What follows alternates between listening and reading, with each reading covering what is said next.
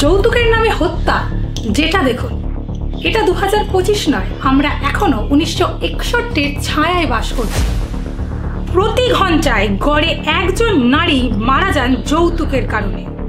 সবচেয়ে বেশি মৃত্যু হয় উত্তরপ্রদেশ, বিহার ও ঝাড়খণ্ডে। সমাজ চুপ, কিন্তু আমরা কতদিন চুপ থাকবো?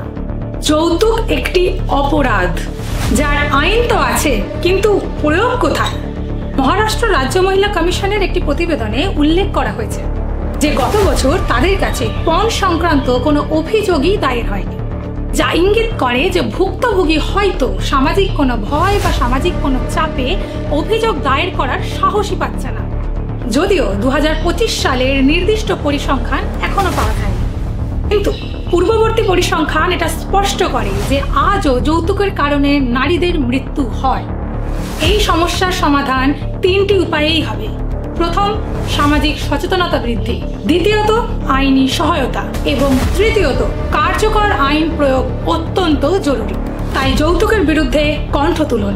আপনার কণ্ঠ হতে পারে অন্যের বাঁচার আলো।